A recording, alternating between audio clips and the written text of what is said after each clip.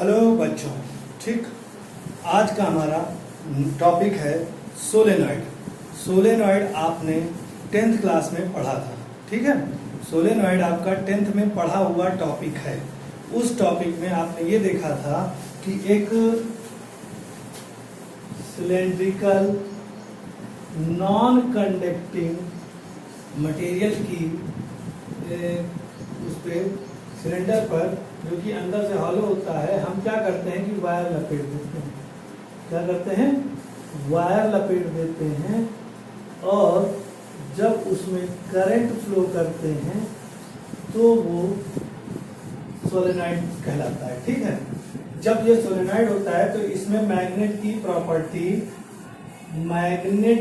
Property आ जाती है। ठीक, तो अगर मैग्नेट की प्रॉपर्टी आ जाती है तो यहाँ पर मैग्नेटिक फील्ड भी बनती है। ठीक, तो इसमें हम आपको कुछ चीजें समझा दे। पहले मान लीजिए कि आई करंट इसमें फ्लो हुआ, तो आई करंट यहाँ से चलता हुआ यहाँ गया, फिर यहाँ गया, फिर यहाँ गया, तो ये इस एक टर्न में जो करंट होगा वो आई होगा। एक टर्न में जो करंट होगा वो क्या होगा?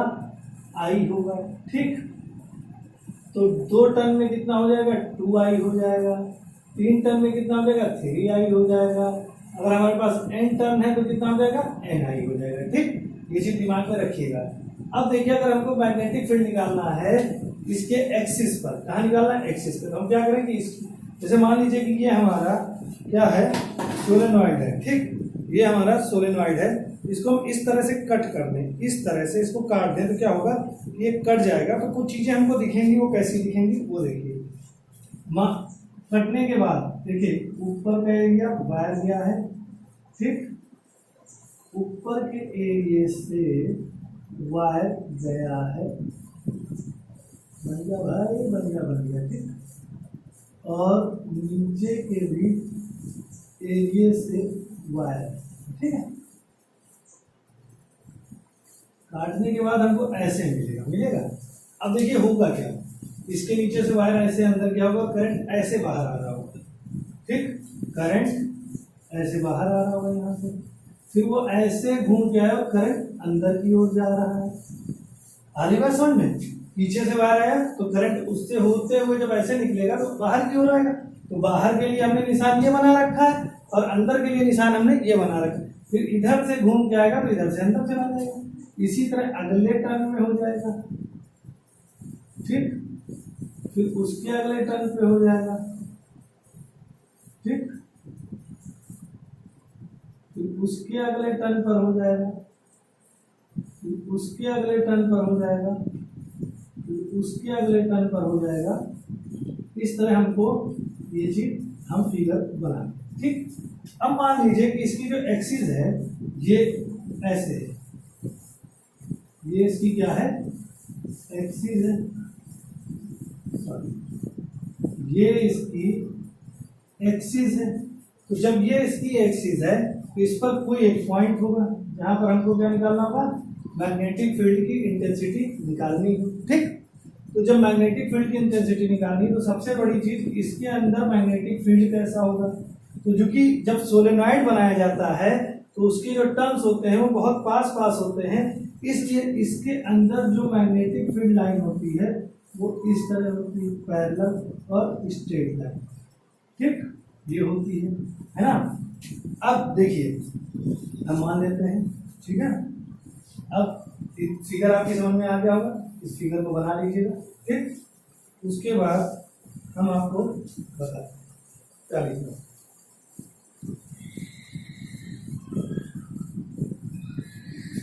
यहाँ पर ये पॉइंट हमने मान लिया। ठीक, तो late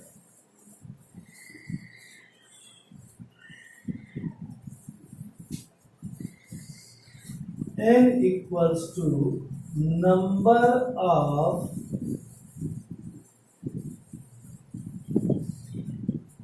turns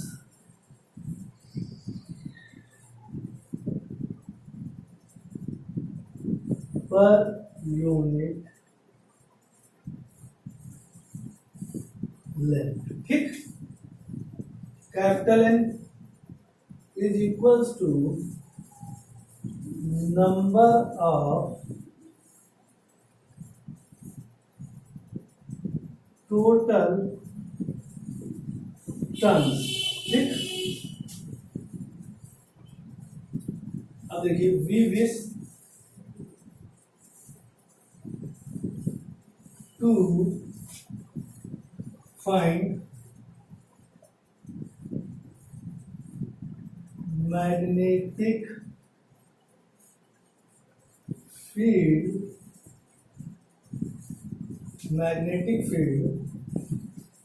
at a point on the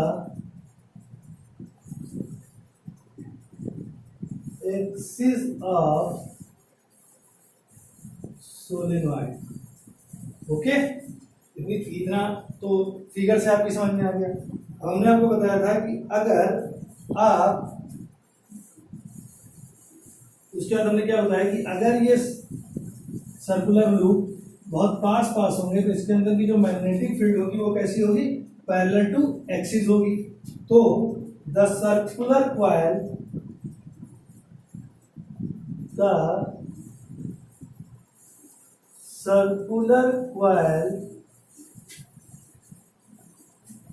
are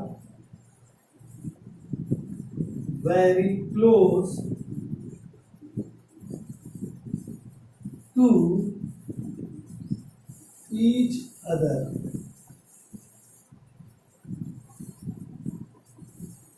इसलिए so that B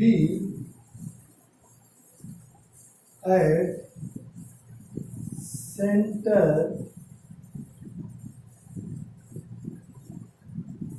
remain along axis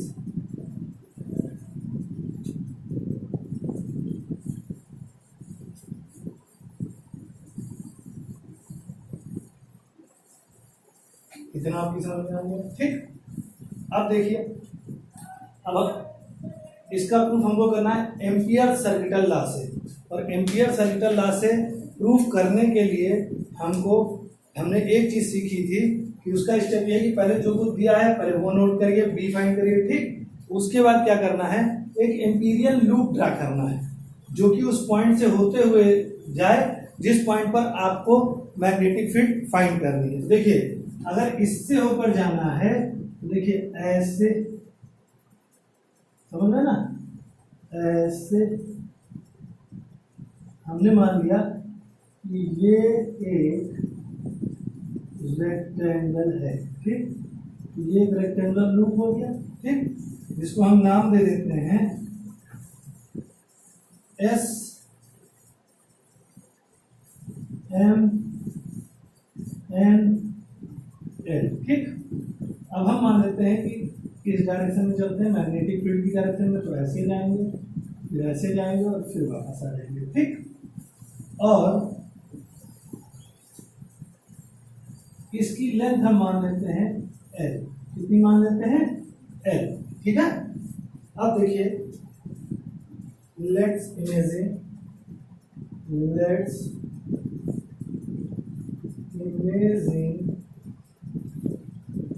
N Amperian loop S M N L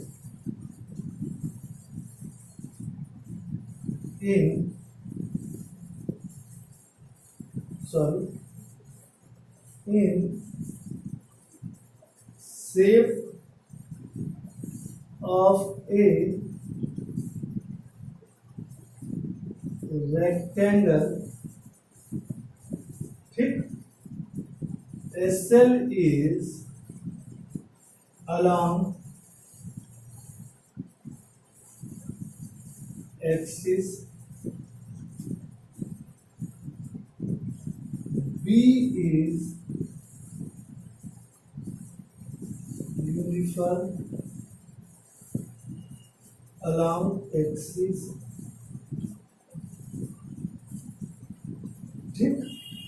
ये हो गया। इतनी चीजें हमने मान ली, जो मैंने बनाया वही आपको मैंने यहाँ पर लिख के दिखा दिया। ठीक, अब एक चीज मान लेते हैं कि करंट जो फ्लो हो रहा है इन वन टर्न इज आई। ठीक,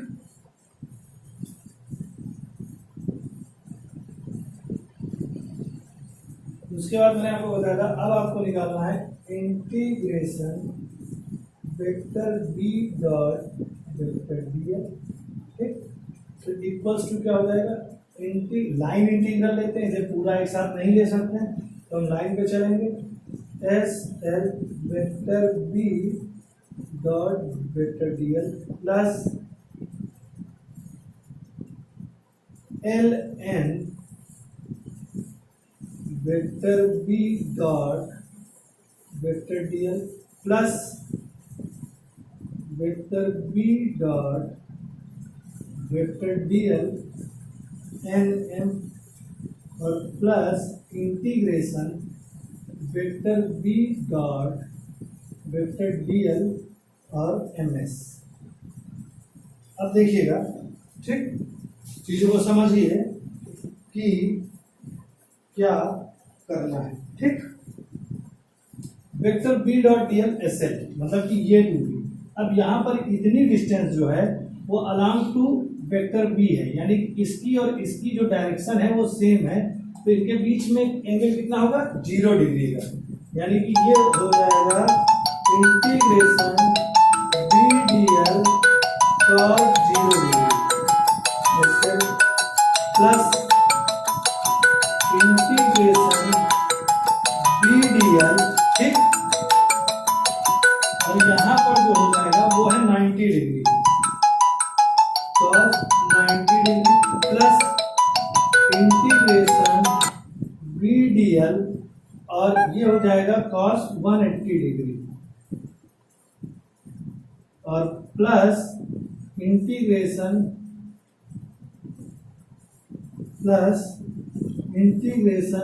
B D L cos 90 degree. अब देखिए क्या होगा, ये cos 0 डिग्री है। ठीक, इसको हम लिख लेते हैं इंटीग्रेशन बी डी एल, ठीक, प्लस ये एस एल है, ये cos 90 डिग्री है, ये 0 हो जाएगा, प्लस देखिए यहाँ cos 180 डिग्री की वैल्यू माइनस है, लेकिन यहाँ पर मैग्नेटिक फील्ड हम ये एज्यूम करेंगे कि बाहर या इससे जितनी भी दूर जाएंगे वहां पर मैग्नेटिक फील्ड 0 होगी, ये भी 0 हो जाएगा और प्लस ये भी 0 हो जाएगा 90 डिग्री, तो इक्वल्स टू हमको मिलेगा इंटीग्रेशन एस बी बाहर ले लेंगे D L equals to, D L को बड़ा करेंगे एल हो जाएगा इक्वल्स टू बी एल। ठीक, ये चीज समझ में आ गई। अब देखिए फिर से समझ लीजिए एक बार कि यहां तक तो समझ में आ गया कैसे बांटा।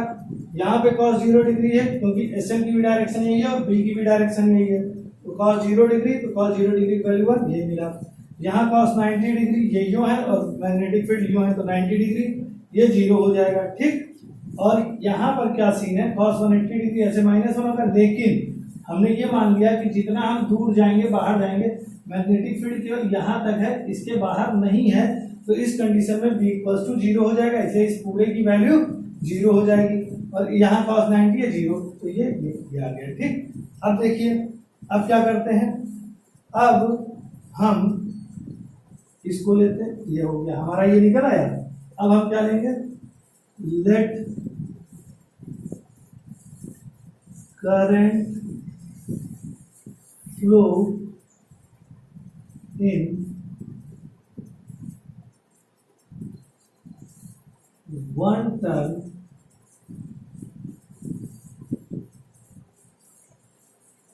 Is equals to I. ठीक, अब अगला स्टेप होता है आई नेट निकालना है। ठीक है, तो करंट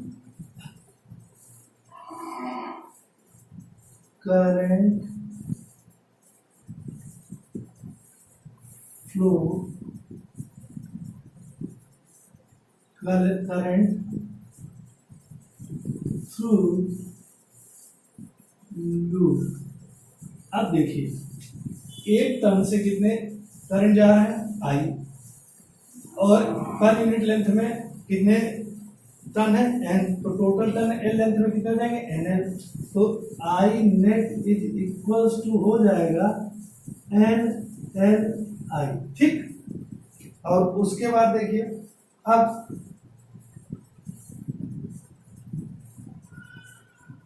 अप्लाइंग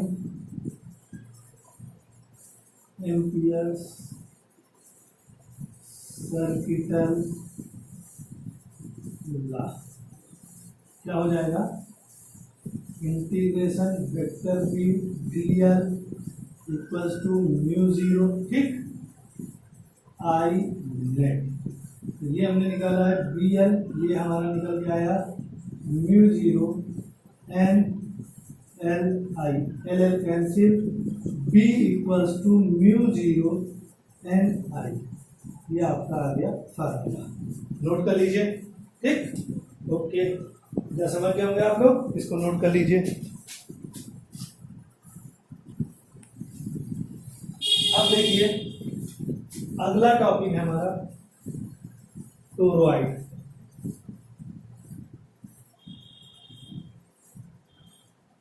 देखिए एक टोरॉइड क्या होता है, टोरॉइड होता है जिसको हम ऐसे कह सकते हैं सोलेनॉइड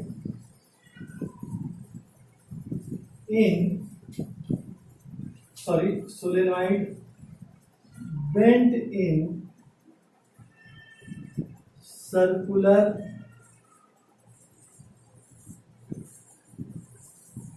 शेप, ठीक है, solenoid bent in circular shape, या इसको हम इसकी डिफिनेशन ऐसे लिख सकते हैं कि hollow circular ring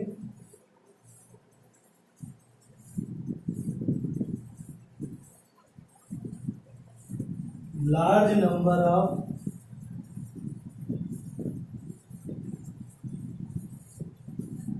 turns of wire और tightly built, ठीक। अब देखिए आपसे पूछता है कि magnetic field due to toroid by Ampere circuital law find कीजिए, ठीक, तो मैग्नेटिक फील्ड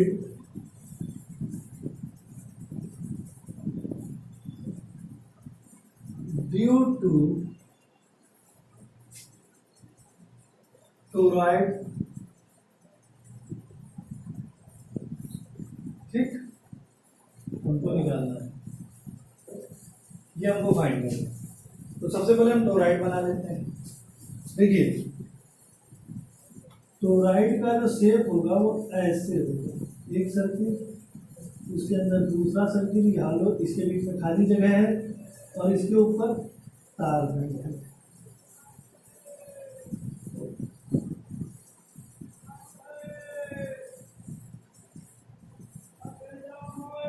और इसमें करंट फ्लो हो रहा है आई, ठीक, ये टोरॉइड हो गया।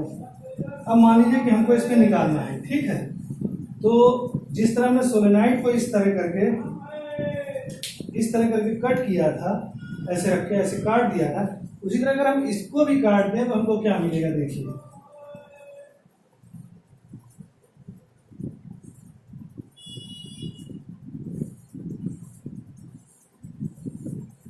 ठीक। अब इसमें क्या होगा, करंट आपको जाता हुआ दिखेगा और आता हुआ दिखेगा, तो यहाँ पे मान लीजिए बाहर आता हुआ करंट है,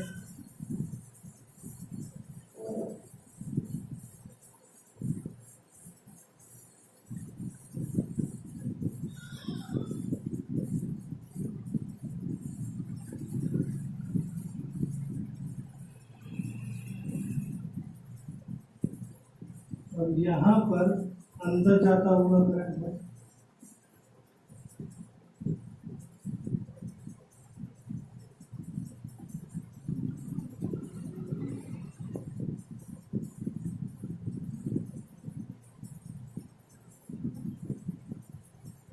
ठीक। अब तीन कंडीशन हो सकती है। पहली कंडीशन कि हमारा जो पॉइंट है वो बाहर है, P, और वो इसके सेंटर से R डिस्टेंस पे है। ठीक, पहली कंडीशन क्या है, ठीक, कि तो सबसे पहले हमारे पास क्या क्या है, ठीक है, लेट, ठीक, हम क्या क्या मानेंगे, हम सबसे पहले मानेंगे let number of turns in toroid, ठीक, let total number of turns in toroid is equals to capital N, ठीक।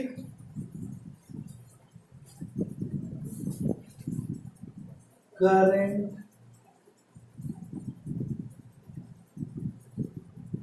Flow in 1 turn is equals to I, ठीक। उसके बाद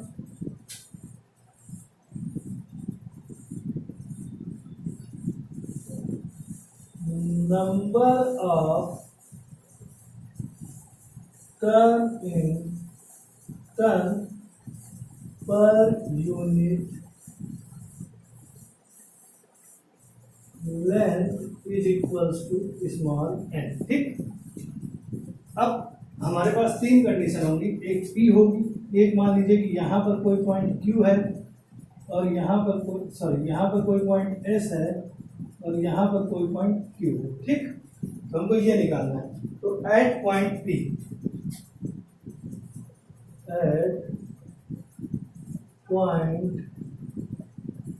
सबसे पहले क्या करेंगे, हम एक एम्पीरियल लूप, ठीक, late us imagine an empyrean loop in shape of concentric circle of radius r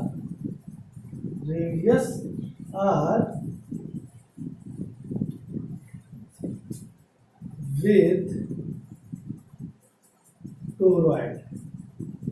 toroid से कंसेंट्रिक एक सर्किल बनेगा जिसको हम इमेजिन कर लेंगे कि वो एक एम्पीरियल लूप है, ठीक। पहले ही स्टेप ये हो गया, तो ये हमारा हो गया लूप। आप सर्किल सही बनाइएगा, मेरा सही नहीं बनता है, ठीक है। अब देखिए नेक्स्ट स्टेप पे आते हैं। नेक्स्ट स्टेप हमको क्या करना है, हमको निकालना है integration vector D vector dl, ठीक। तो इक्वल्स टू कितना हो जाएगा, देखिए यहाँ पर सर्किल पे आप पढ़ चुके हैं कि B और L की डायरेक्शन सेम होगी, तो integration B dl into cos 0 degree, चूंकि B and dl in same direction, ठीक। अब देखिए क्या हो जाएगा, equals to B integration dl, और dl क्या हो जाएगा 2 pi r, B equals to 2 pi r, ठीक। उसके बाद करंट पासिंग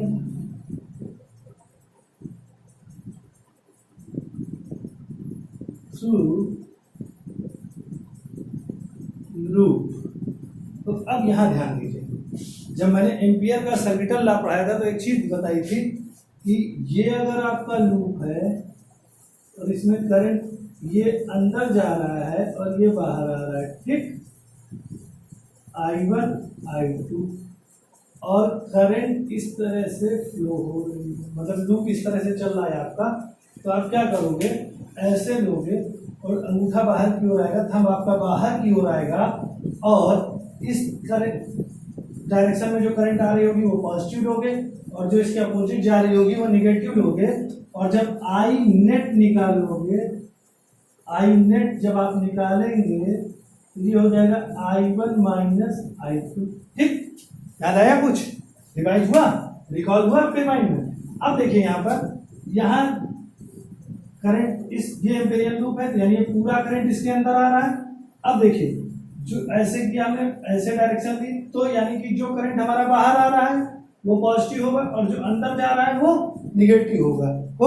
और जो नंबर ऑफ टर्न है, ऐसे नंबर है, ये एक टर्न है आपका, सपोज कीजिए कि ये एक टर्न है, तो इधर से आपका अंदर जा रहा है, इधर से आपका अंदर जा रहा है, इधर से बाहर आ रहा है, या इधर से अंदर जा रहा है, इधर से बाहर जा रहा है, इधर से अंदर आ रहा है और इधर से बाहर जा रहा है। तो ये हर टर्न पर होगा ना, तो पहले टर्न का भी जीरो, दूसरे का भी जीरो, तीसरे का भी जीरो, इस तरह जितने भी टर्न होंगे उतने का जीरो हो जाएगा, यानी कि आई नेट हमारा क्या हो जाएगा, यहाँ पर जीरो हो जाएगा।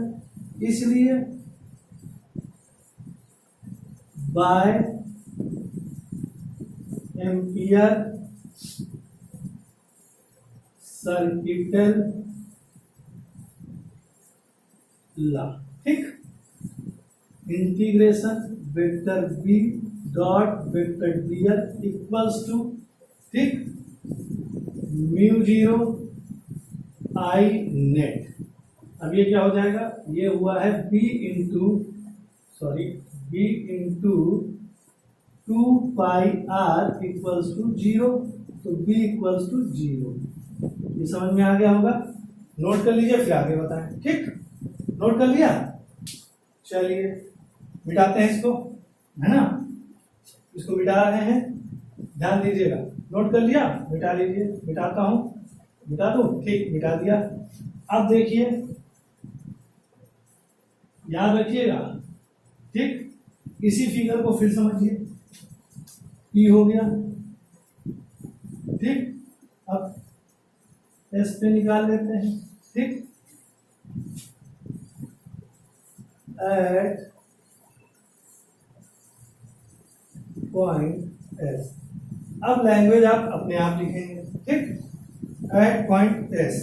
देखिए, सबसे पहले हम क्या निकालेंगे, vector B dot vector DL, ठीक, निकालेंगे। यहाँ पर जो हम, ये आपका पॉइंट S है, यहाँ पे जो एम्पेरियन लूप खींचेगा वो ऐसे बनेगा, क्या होगा, ये रेडियस भी हम R मान लेते हैं, ठीक।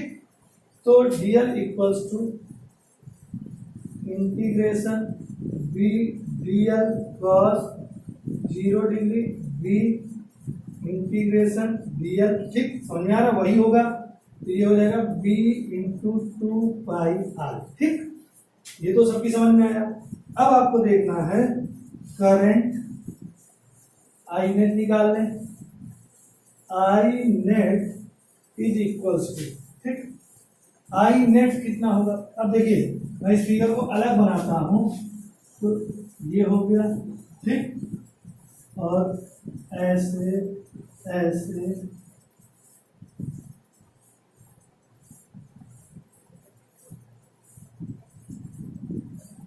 ये हुआ, और ये हमारा एम्पीरियल लूप हो गया, जिसकी रेडियस आर है, ठीक।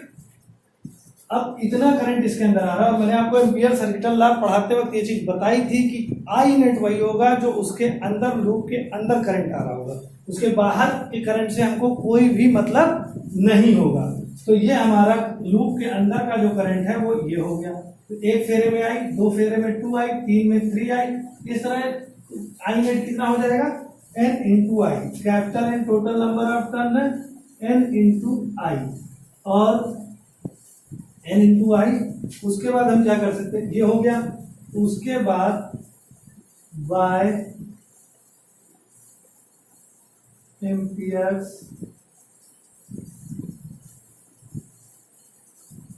Circuital law, vector B dot vector DL equals to mu zero I net. ठीक, अब क्या हो जाएगा, ये हमारा निकल गया है B into 2πr equals to mu zero N I, और बी इक्वल्स टू हो जाएगा mu zero N I upon 2πr। एक फार्मूला आपका ये निकलता है।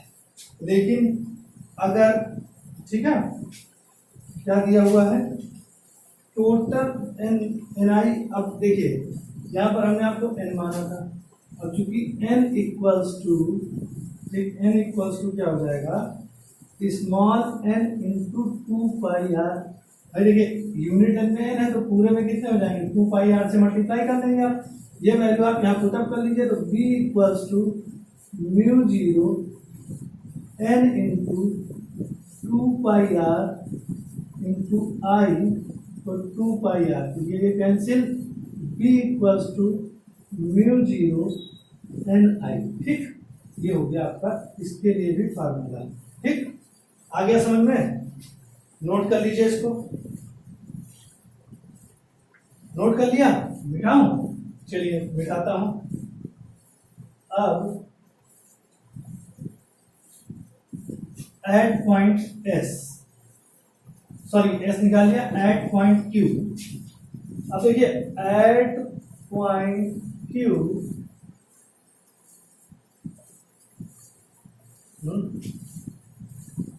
क्या होगा, एट पॉइंट क्यू अगर हम फिगर बनाएंगे तो कैसे बनेगा, ये हमारा ये हो गया, ये इसके अंदर ये क्यू हो गया, ये हमने फिगर बना दिया, बाकी सब चीजें इसके बाहर होंगी, होंगी कि नहीं होंगी। एट पॉइंट क्यू आपका vector B dot vector D L equals to mu zero I net. अब जब इस लूप के अंदर कोई करंट नहीं आ रहा है तो आई नेट क्या होगा, जीरो होगा, यानी कि बी वेक्टर बी, मतलब इधर हम कर देते हैं बी डॉट डी